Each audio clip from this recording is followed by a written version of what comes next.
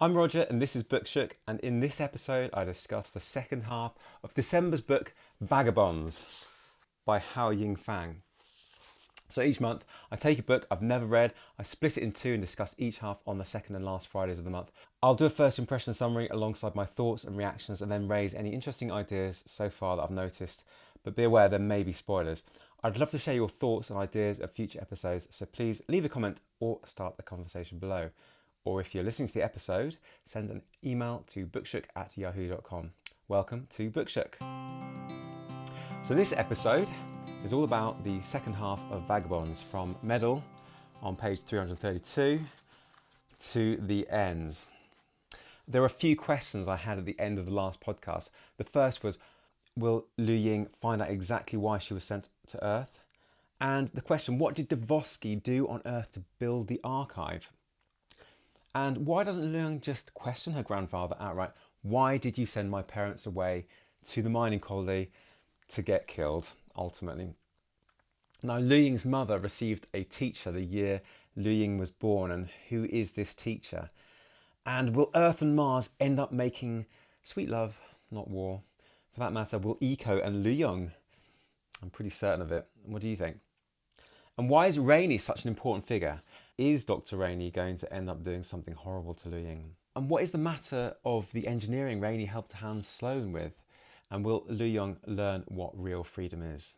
I'd also like to know why she loves her grandfather so much when she knows he was responsible for her loving parents' deaths.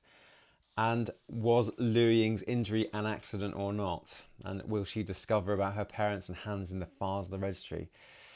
And ultimately, will there be a revolution on Mars? So a lot of questions to come out of that first half. So let's just quickly run through the second half. Liu Ying goes to the registry run by Uncle Lark. She's given access by Rainey, who has all sorts of powers to allow registry access.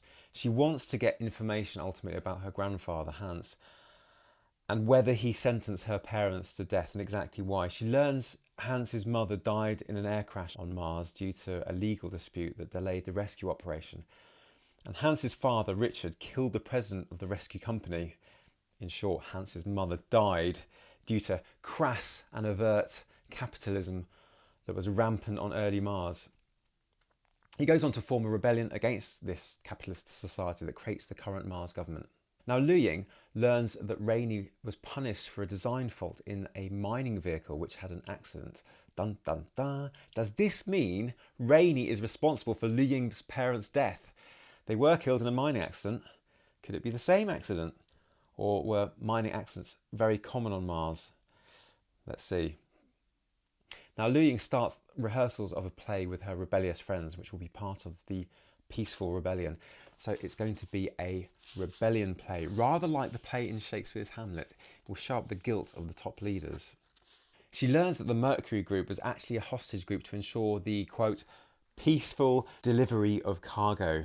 The idea of studying on Earth was simply a cover. And she also learns that her grandfather wanted her to go to, quote, reassure the other parents so they wouldn't see the risks. So there was a reason. Question answered. Tick. They were hostages. Now, Liu Ying submits a rock to the creativity fair. Quote, the teachers looked at one another, as did the other youths in the hall.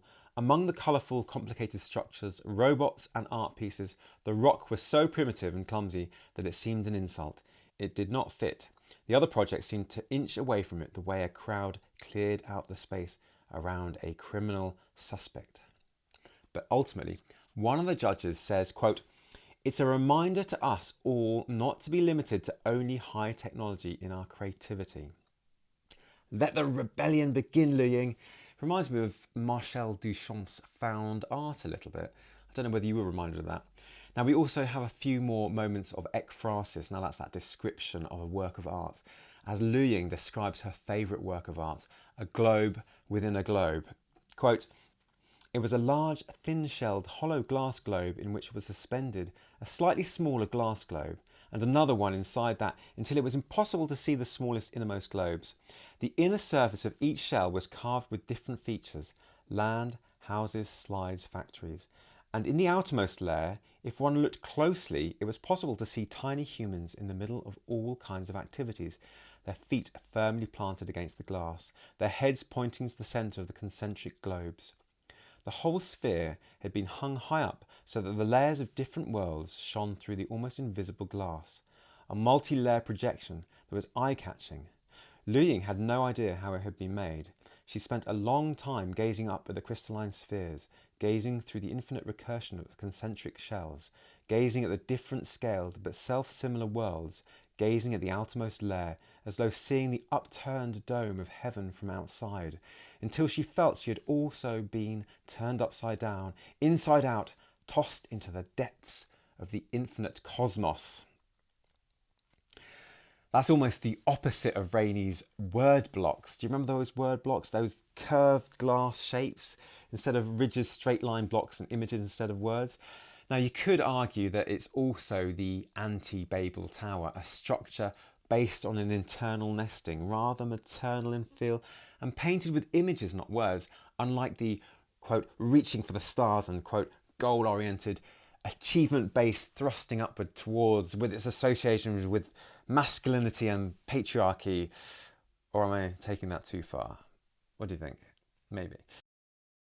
In a nod to Liu Ying's minimalist artwork idea, Soren and Myra, who are friends of Liu Ying, tried to create an aeroplane from scratch, quote, starting with air, in order to visit the site of Liu Ying's great-grandfather's crash. Now I'm thinking they're keen to get back to first principles here. That feeling is that science upon science, or technology built upon technology, has rendered the original form lost. They don't want to strip things back, but to start again from first principles in order to assert the humanity of objects and tools.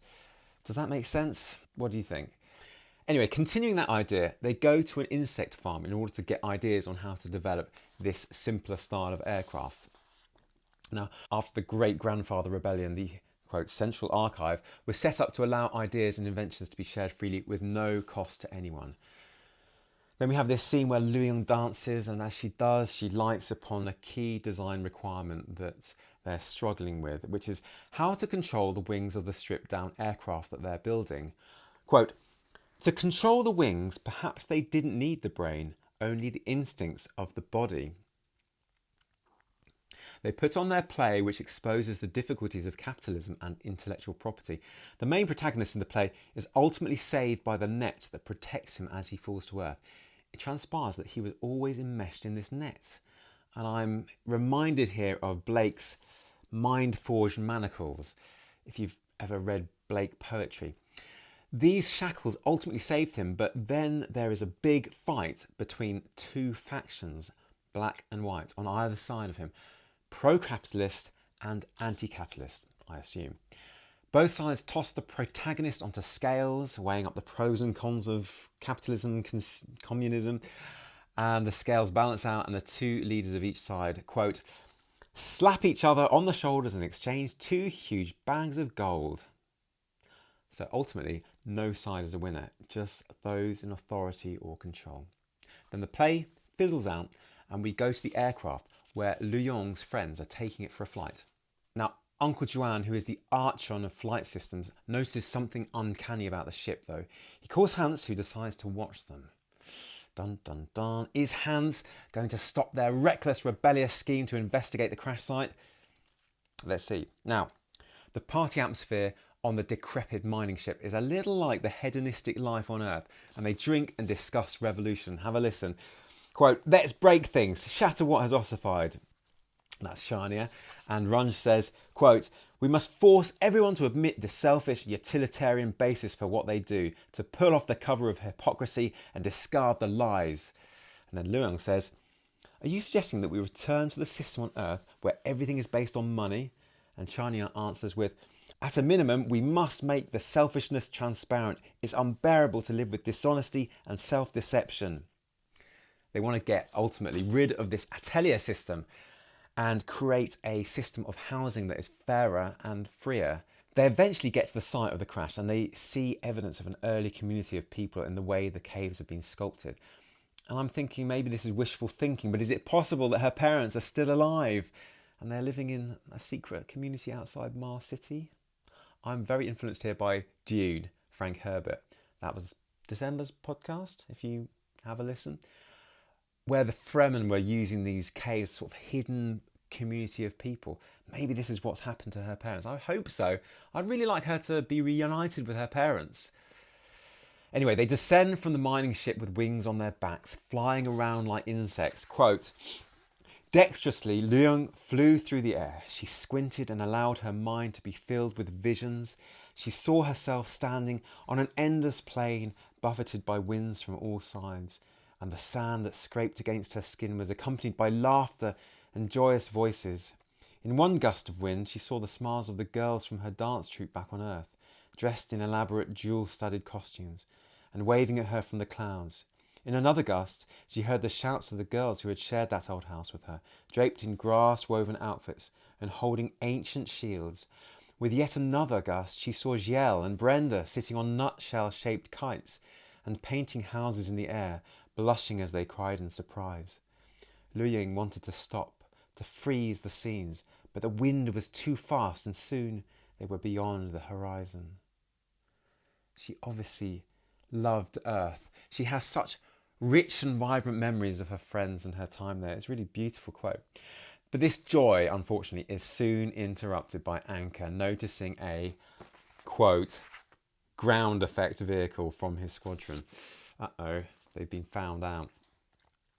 So Luyang and Anka hide in some cliff tops and await being picked up by the others later. And the narrator notices, quote, the swirling gusts sweeping off the ground filled the air with sand. Loose pebbles rolled along sloping surfaces and sand scraped past their survival suits like streams of refugees escaping war. I hope this isn't a premonition of the future. Now, they're prevented from being picked up by the main mining ship until tomorrow noon because of the dust storm. Very similar to Dune here. Anka and Luyang ponder the value of revolution and whether there is a purpose in it. Luyang says, quote, I wish I had such faith in some ideal that would propel me to act. I would feel so much better then. And she thinks of Camus, the French author. Quote, almost 300 years ago, he spoke of facing one's destiny, of rebelling against history, of choosing the faithful land of Ithaca, of the first and last love of earth. Now, as she and Anka watch the sunrise, they notice a pattern in the shadows created by her grandfather. 2 apples. Quote, both are simply fruits from the same tree, hanging on different branches grown out of the same root. Then she quotes another French author, Saint-Exupéry. I'm just reading The Little Prince with my kids because I've been so inspired by reading about this quote coming up. And it's actually a great book. I'd recommend it. It's a wonderful children's book. Saint-Exupéry speaks of, quote, the brotherhood of climbers gazing up at the same peak and being tied to the same rope, of the eternal love of those who strive to fulfill the same purpose. Maybe a bit of wishful thinking there. Perhaps Hans didn't kill her parents, but saved them. He let them live away from Mars City in the second community. Now, this whole section, as I say, really reminds me of Dune, the sand, the Fremen, the borders of society. They ultimately find a memorial stone to her great-grandmother, Angela Bluff, who, remember, died in an accident because of capitalism. When they return home, they're rescued by Runge, by the way. Hans Sloane is there to scold them. He grounds them for a month and hands out a punishment to Rainey, quote, reassignment to the registry of files. He also admits that the Mercury group were hostages. Now, the Waders are the older conservative Martians, while the climbers represent the ideals of the younger, more progressive Martians. Rudy is painted in this chapter as ambitious and calculating. And then Juan tells him that the Terrans are planning on putting weapons of protection on the moon. He feels really excited, Rudy, about the terraforming plan that will change Mars forever. Now, Rudy clearly likes Shania, or Kania, I'm going to say Shania. She explains how she wants to promote the freedom to transfer housing and atelier affiliations. And on the surface, Rudy seems to like the idea, but I don't trust this ambitious man. Luyang says that Rudy's in love with her, and Shania says that she doesn't believe in love, that it derives from self-interest. Now, you can only get a house if you're married on Mars. A single apartment is for when you are single. That is why there are so few divorces. Quote, on Earth, Most people had long since abandoned the institution of marriage, and even on Mars, marriages were not so much driven by tender love as practical economic concerns. Now, they go to the housing registration office to try to get Rainey a bigger place without success. And then a horrifying thing happens. Liu Ying and Shania watch as a patient jumps to his death from the top of the hospital. There'll be more on that later. Now, Liu Ying tells Rainey he should transfer to a different atelier. He says his file is frozen and he can't. And when he says that Mars needs systems and limits, Liu Ying says, quote, "Our system has severe flaws. It requires the individual to submit to the system, and those who refuse cannot survive. Those who rebel are imprisoned, perhaps driven mad, until they seek the solace of death." Now, Rainey compares the Martian system like a solid form, whereas the Terran system is more like a liquid. There'll be more on that later. The founders of Mars initially wanted it to be a free government, but because resources were so limited, it became structured and bureaucratic. Then we hear about Rainey's mother, who was given the choice to return to Earth, so she did, leaving Rainey at 3 years old. Poor Rainey, left all on his own. He's persuaded to be revolutionary and he goes to Janet at the Tarkovsky Film Institute. And then we move on to Liu Yang. She recalls seeing a man on Earth fall to his death due to the pressures of capitalism. A little bit of an echo to the man who fell from the hospital. There'll be more on that later. And she has a debate whether to join the revolutionary cause. She recalls Rainey's words that he wanted to be a human being who can face another human being. And she thinks, quote, "What about me?"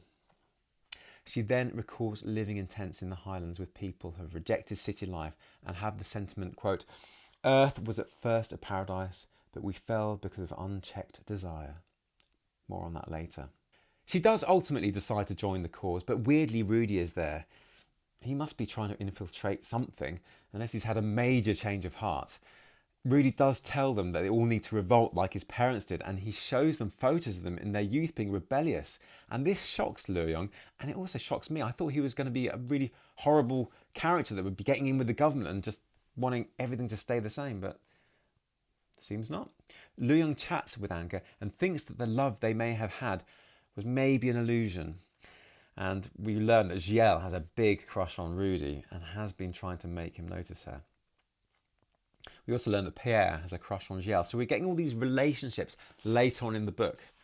I'm thinking, snooze, why set up all these meaningless relationships so late in the novel?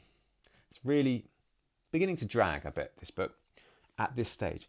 She should have wound things up at the exciting flying scene. Discuss.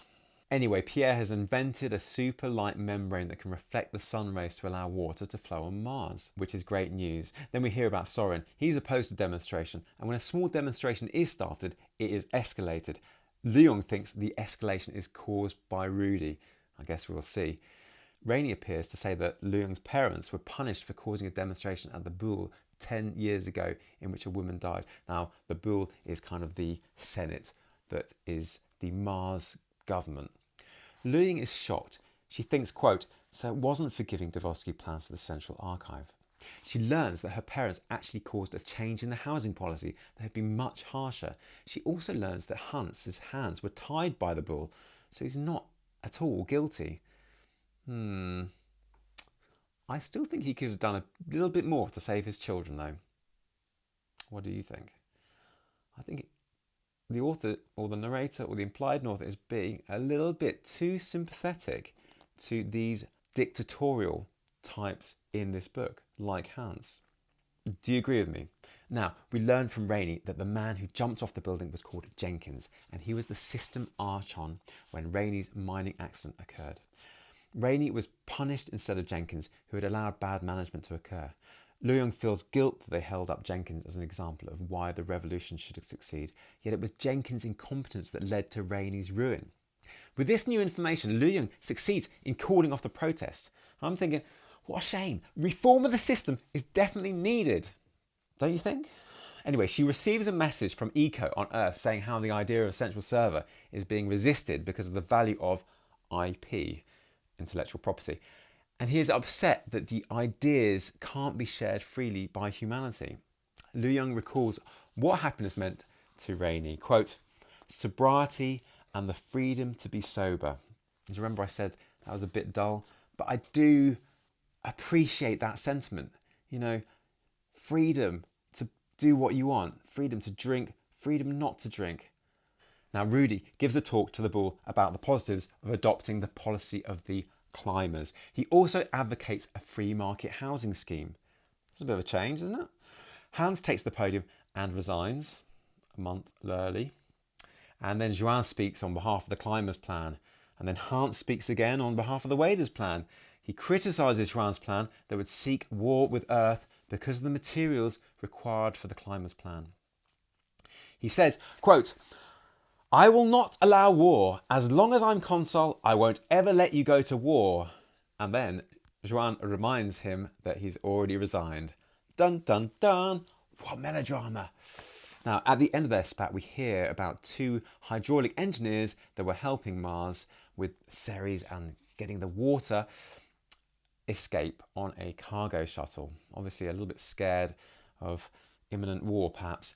We're led to presume because they were trying to escape Mars, feeling that war was inevitable, as I say. But I don't know, I don't trust anything at the moment. How do I know they're from Earth? Just because the narrator told me, I don't trust this narrator as far as I can throw him or her. Anyway, Anka secretly tries to rescue the 2 Terrans. He thinks Juan doesn't want to rescue them because he is desperate for a spat with Earth that will lead to war. But Anka is keen to try. Anka, Tom Cruise-like, have you seen his latest movie? Climbs into his fighter and attempts a rescue of the 2 Terran hydraulic engineers. It's a very boring fighter pilot scene, and then it goes on a bit, and why is that there? I don't know. I guess you have to have some words, don't you? Anka ultimately fails, and then Hans learns that Anka died in the rescue attempt and feels regret that he didn't send out an official search party. He thinks, quote, "When they told me that the Terrans had escaped, do you know what I thought at that moment? I wasn't thinking of their safety. I was only thinking of what effect they would have and what role they'd play in the negotiations with Earth. I saw them for their utility, not as human beings. Anka should not have died. If we had dispatched rescue ships right away, everyone would have been safe. What were we thinking? We were playing a game of chess. Anka died in my place. He died for a weak, foolish old man's youthful self. I am beyond ashamed." Now, it's interesting how throughout this passage with Hans, the narrator makes every effort to remind us how old Hans is. I must have counted about 10 references to his age. He's constantly referred to as old man. Is the narrator trying to make an association here between age and dogmatism and cowardice? Is there ageism going on? What do you think? Anyway, the climbers win the plebiscite. Quote, "The idea of living in an open environment proved an irresistible temptation." And then Hans goes on about his friend Galliman. We, as a reader, have not really seen much Galliman in action. I don't feel I know him that well. I think the author should have fleshed him out more. The author could have had far fewer but more richly described characters. A close-knit coterie, like For Whom the Bell Tolls, Hemingway, episode 29. In that book, it's similar in its rebellion and war themes, but we've got such close inner character development, and we really see inside the hearts of all the characters. Not in this novel. How am I expected to put up with a 2-page eulogy for a character I barely know, Galliman? Rant over. How, Yingfang? Am I being unfair to you? Anyway, what do you think? Am I being unfair? I probably am being unfair. Now, Hans decides to take over the position of commander on the Merv, and Luang decides to join him to help foster better relations between Earth and Mars. Lark, spelt L-A-A-K, becomes the Mars consul. Ceres is plunged into a crater to give water to Mars, and then the book ends with Luang admiring her handsome grandfather as the Merv heads towards Earth. Ta-da! Book over. Very interesting.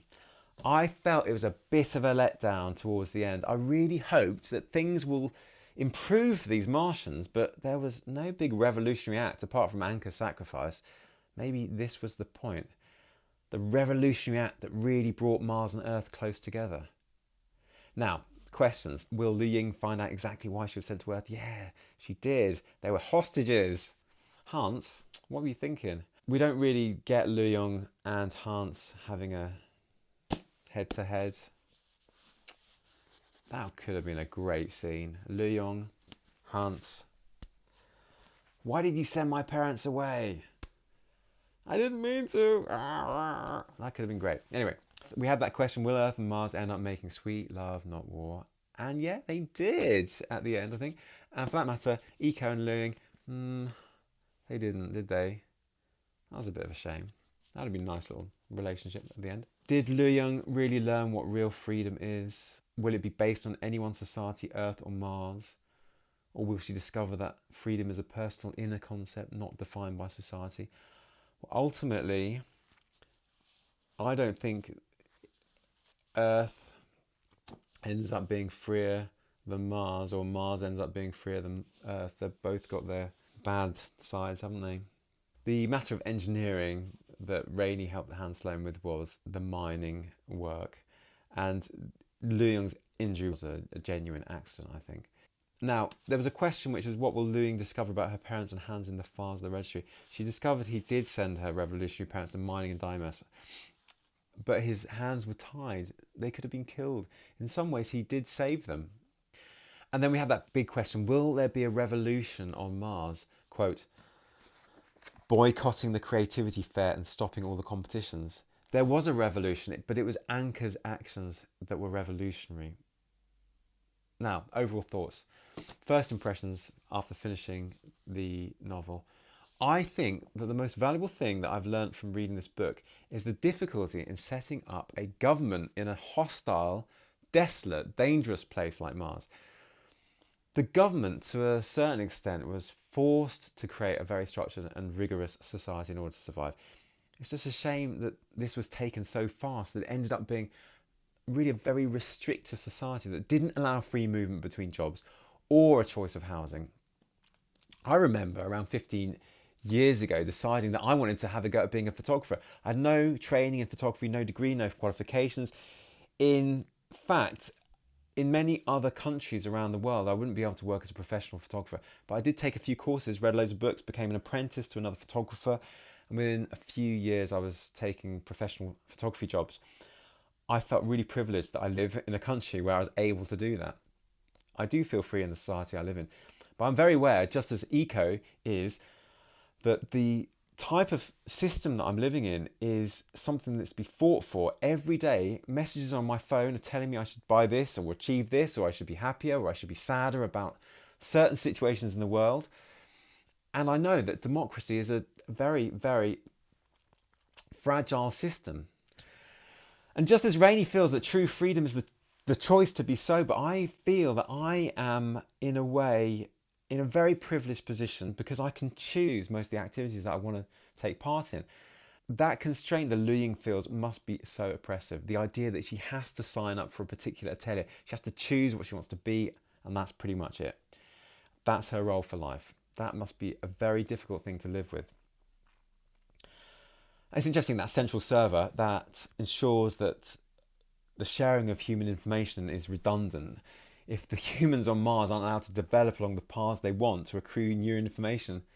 And it means that that central server that ensures that humans can share information is pretty much redundant, because if the humans on Mars aren't allowed to develop and grow as people along the paths they want to take, how are they going to accrue new information to put onto this central server? So that's where I think a free working environment is brilliant, because you can just, all these new ideas can be added to the server.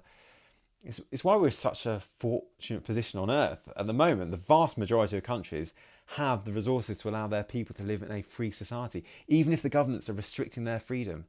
Can you imagine being on Mars? You wouldn't be free because you'd be constantly striving to survive, desperately trying to ensure Maslow's hierarchy of needs right at the bottom are met. You know, housing, food, am I hungry? Am I warm enough? Let me talk about some interesting ideas that I felt came up in the book. There's probably loads that I've missed or you want to add to, so please, comments below, send me an email, bookshick@yahoo.com. First one, unchecked desire. I love that theme of unchecked desire. Being a cause of so much grief, suffering and oppression. I certainly see this in our modern world. Rainey's comment that some companies, if not most, produce the idea of desire in order to sell the product that will sate that desire is so relevant today. So ultimately, a really thought-provoking and interesting novel. I think it could have been much shorter. I can't stand those star rating systems that get you to rate a novel between 1 star and 5 stars, but I'm going to rate it. It goes against my better judgment, and this is how. I know for a fact that most of the novels I read are very unlikely to be 1 star, absolute trash, or 2 stars, horrible, horrible. So I'm going to just go 3 stars, 4 stars, or 5 stars. 3 stars, I didn't like it much. 4 stars, I liked it. 5 stars, I loved it. So, Vagabonds, I liked you, so I'm going to give you 4 stars. Would I recommend it to a friend? I would recommend it to someone who was into reading socio-political, science fiction-y type novels. My friend Max, who studied political science, might love it. I'm going to lend it to him, see what he thinks of it. Would you recommend it to a friend if you read it? I'd be interested to know. Right, so ideas. Very interesting ideas in this book, all the way through it. There were quite a few continuing ideas in the second half and new ideas as well that came up. I really think it's a social commentary rather than sci-fi. There's not that much interesting science. In fact, the science that's in there is really boring and dull, and I've heard it a million times. For example, gel's designed for solar-powered clothing. Am I being snarky? Here's a quote about the clothing from the novel. It's quite interesting and funny. Well, okay, interesting. Quote, most people think of clothing as a means of staying warm or mere decoration, feeling alienated and estranged from nature and space. But we all know that the spiritual goal of every person is to break through the bonds of conventional thinking, to constantly innovate. We made this armour for this very purpose. By turning sunlight into electricity, not only is it a suitable material for space suits and mining suits, but it brings about a novel conceptual framework. Our body doesn't have to hide from nature. It can embrace nature, appropriate nature. Interesting idea there. And the glass that can turn opaque is hardly new tech. And we've also got that idea of a shared experience. That's hardly new as well. The metaverse is doing that, isn't it? Remember when they went to the Tower of Babel, they met up, Eco and Liu Ying. Now, what new ideas are there in this book then? How did it win the Hugo Award? Well, as if to directly respond to this thought, a few pages later than the clothing description, we do have the description in the Creativity Fair of an aircraft stripped back to its raw form. Have a listen to this. Quote, they plan to completely overhaul a small Martian shuttle fighter, removing all systems related to cargo, hauling, mining and war, reducing speed and altitude requirements to the bare minimum until the plane could get off the ground with the least amount of equipment. So the implied author here, I think, is keen to get back to basics in this book, to reawaken the human by stripping away the science. What do you think? So again, yeah, social commentary really, rather than science fiction perhaps. Now, the idea of back to basics or a human-led science is an interesting one. The science group for the Creativity Fair want to look at nature in order to progress scientifically. Rainey says, quote, if you allow me a bit of digression, I think we've become too dependent on computer simulations. We no longer bother to observe. It's the opposite from the way things used to be done. Again, there is that desire to cast away science and rely on human observation in order to develop systems. We've also got that idea of light analogies. Liu Ying asks why she feels close to some people and distant from others. And Rainey responds with, quote, a cloud is actually made of liquids. The droplets are far apart from one another in the air, each moving independently. But because they're similar in scale, they refract light similarly. That light connects them and we see the whole constellation of droplets as one cloud. That's how it works, thought Liu Ying. Yes, we're at the same scale and the light connects us. That's how it works. She had finally discovered the source of their commonality. It's a rather beautiful quote, I think. Now, the housing system's an interesting one. You can only get a house if you're married. A single apartment is for when you're single. And that's why there's so few divorces. I'd never thought of how a housing system could manipulate society in such a way. And obviously we've got these two completely different systems of government on Mars and Earth, which Rainey articulates really nicely with this quote. Quote, "In reality, there are only two systems in the world, the solid and the liquid. A solid system features stable structure, in which every unit is fixed in its position. Between the atomic units, the bonds are strong. A liquid system, on the other hand, features freedom of movement, and the units are relatively independent. Between them, there is no fixed bond and little strength." Lu Yong pondered this. "Are you saying that there is no way to have freedom and attachment both?" And Rainey responds with, "There are many values that are mutually exclusive." The narrator says, Rainey understood that Mars was the very embodiment of the crystal. The city was as stable as a crystal lattice. Every family had a house, and every house with its yard was similar in size. Houses were arranged in neat chains like periodic necklaces. Martians rarely moved. Children grew up in the houses of their parents until they got married, when they registered for their own houses elsewhere. A whole life was spent in two houses, and people were as rooted as plants. The neighbourhood was the most important social structure, a child's whole world. Everyone they knew were the people who grew up with them, and the people who, after their choice of atelier, accompanied them for the rest of their lives. While the city expanded as the population grew, each new residential district looked exactly the same as the rest of the city. The same neat chains of houses, the same peace and equality. Each house could be decorated in thousands of variations, but all of them together belonged to the same whole. 20 million people were distributed evenly, and there was no structural centre of the city. Stability was premised on fixed bonds. Lu Yong says, "But didn't you speak of clouds? There's both freedom and connection." Rainey says, "Clouds, yes, but clouds require an external source of light and cannot last." Now those two deaths are interesting. Lu Yong witnesses the two sides of the same coin, really. One is caused by the Martian system and the other is caused by the Terran system. The first death by a rigid structure that stifles freedom, and the second by the constraints of capitalism. And this is how the death in Terran happened. Quote, "Besieged by angry shareholders, he finally couldn't take the strain anymore. With the news of his death, the bulletins automatically showed contextually relevant warnings that investors should be cautious with cutting-edge research. It was possible to lose everything." Another interesting idea is racism. Anker thinks that Juan's critique of Terrans is terrible. To Anker, quote, "There was no such thing as a base or worthless people, only craven and base individuals." Full stop. And as I mentioned previously, the idea of unchecked desire, I think, is a really interesting and, to me, probably the idea that I got most from this book. The idea that if you can make sure that your desires are checked, it can really help you in life. Now remember the protester in Tehran, quote, "We must fight against all extravagant desires and destroy dreams of luxury while the blood of purity still flows through our veins." They seem to be always speaking with exclamation points, says the narrator.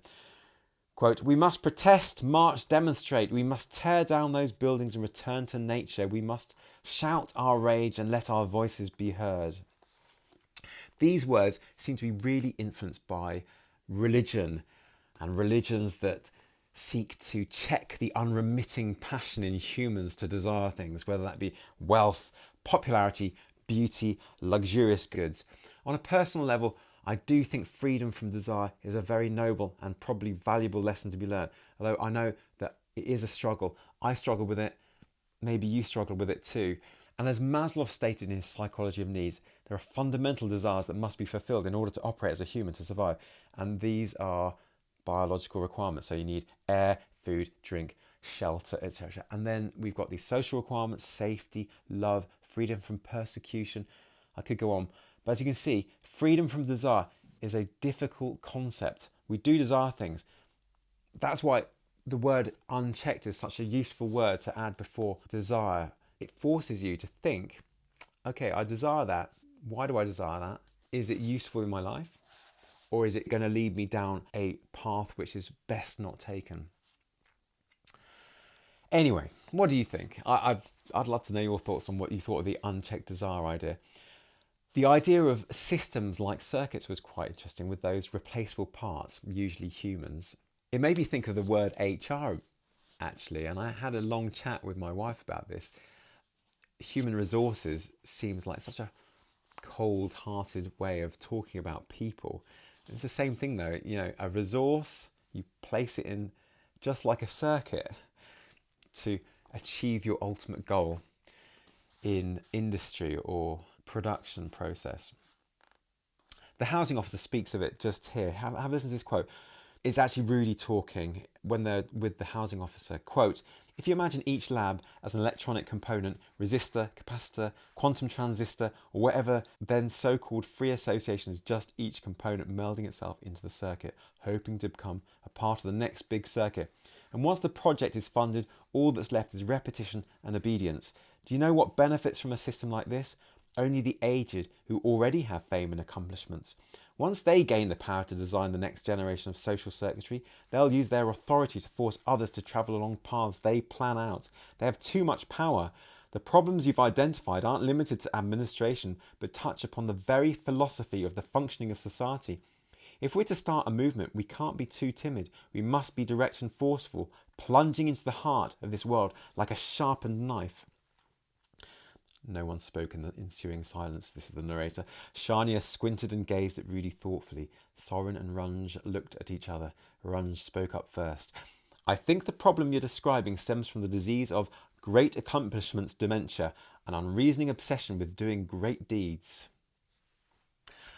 Very interesting. Slightly ageist as well, I think, in places. Did you not think? Now, I mentioned great accomplishments dementia. It's a very interesting idea. Rainey says it's the desire to, quote, complete the self. You're searching for some meaning to lose yourself in, and many others are searching as well. They yearn for the self to become significant against such a distant vision. Without that yearning, no control or instigation can be effective. Without so many people wishing to meld into a circuit, it's impossible to build a circuit. People aren't all obsessed with doing great deeds, but great deeds do give the individual that sense of presence. Searching for some meaning. Yeah, it's got a very religious kind of feel to it, that. And also, I can sense the narrator or the implied author really feels that achievement is a really valuable thing, purpose and achievement. Now, glass. There's a little bit on glass in the second half. There's a lovely quote here. Let me just read it to you. Quote, glass was the most easily obtained resource on Mars. It was easy to mould and assemble and could quickly take shape with pressurised air. Destroyed glass structures were relatively easy to rebuild. Galliman's houses were not mere buildings but entire miniature enclosed ecosystems. The houses produced energy, regenerated air, circulated water, cultivated living organisms and broke down waste. It was like an acrobat carefully keeping many spinning plates in balance. In the heat of war, the Martians burrowed into the ground, and on the ruins of the old, they quickly blew up new homes like crystal bubbles. I love that idea of reflected knowledge, and this Tower of Babel, glass-like structure that reflects and synthesises all knowledge. That, to me, was such an interesting idea in the first half. Why wasn't it developed in the second half further? Second half dominated by conflict and disparity. I would have loved to have seen a more beautiful collaboration between the languages, the sciences, the arts, and Mars and Terrans in the second half, not just right at the end. It would have been interesting to see a bit more of the Terran world as well, I think. Anyway, another idea that was prevalent throughout this was revolution. It's interesting that Anchor, although ambivalent, I guess, about public demonstration, ends up being the most revolutionary character in the novel by saving those two Terrans and sacrificing himself. Is that a comment by the author on the futility of public demonstration to articulate revolution? And that revolution can be achieved by one lone individual rather than a population? What do you think of that idea? I think that's a very interesting thing to think about. Why do you think the author made the revolutionary action a cause of just one lone individual rather than a population? It seems to be quite anti-democratic and leads me to think that the idea of a sole person, a lone individual, may be a good thing. Am I stretching that a bit too far, do you think? Making assumptions about the underlying reasons that this revolution happened by a lone individual rather than a population. which would, I think, have indicated that the idea of a democratic system is favourable. If the revolution in this novel had worked with a whole group of people, would have that been anti-communist in any way, do you think? I'm interested what you might think of that. So comments below, email me, let me know. Those are just a few ideas. There must be a billion others. And if you're thinking, why didn't you mention this, Roger? Isn't this far more interesting and far more useful to talk about in your podcast or your YouTube video? Please let me know. And we can have a conversation. Anyway, I'd love to hear your ideas. Perhaps we can share them at the next episode. So please write and let me know your thoughts. Hao Yingfang. I don't know anything about her. There's not a huge amount about her on the web. So I had to go to Wikipedia, and there wasn't a huge amount on Wikipedia. But what there was quite interesting. So Hao Yingfang was born in Tinhuan, I think that's how you pronounce it, on July the 27th, 1984. So that makes her 38. After high school, she studied, then worked at Tsinghua University in the area of physics. After noticing the economic inequality of China, she studied economics in Tsinghua University, obtained a doctoral degree in 2013, and worked as a researcher at China Development Research Foundation since then. In 2002, as a high school student, she won the first prize at the 4th National High School New Concept Writing Competition. In 2016, she won the Hugo Award for Best Novelette for her work Folding Beijing. She became the first Chinese woman to win a Hugo Award. What a great achievement. And Vagabonds was shortlisted for the 2021 Arthur C. Clarke Award as well. She is married and has a daughter. Hao Yingfang, thank you very much for such an entertaining book. I really enjoyed reading it. So this brings me to the next book. Why have I chosen it? And what do I know of the author? Well, Pedro Páramo by Juan Rulfo. 139 pages. If you're reading alongside, I'm going to be reading up to page 72. Now, why did I choose it? I chose it because I've heard that it's a classic of Mexican literature and that it's scary. And I do like a horror. I don't know anything else about the book.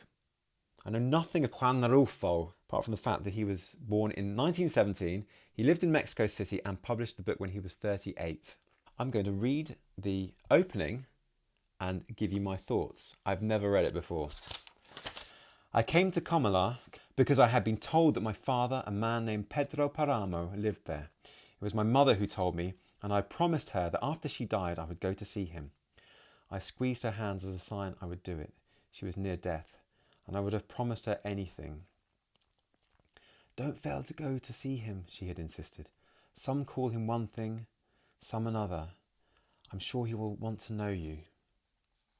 At the time, all I could do was tell her I would do what she asked, and from promising so often I kept repeating the promise even after I had pulled my hands free of her death grip. That's quite a shocking opening, isn't it? And he doesn't know his father. Never met him before, probably. I came to Cumberland because I'd been told that my father lived there. So he's never met his father before. Don't fail to go to see him, she had insisted. Anyway, I'm going to carry on. This is quite mind-blowing so far.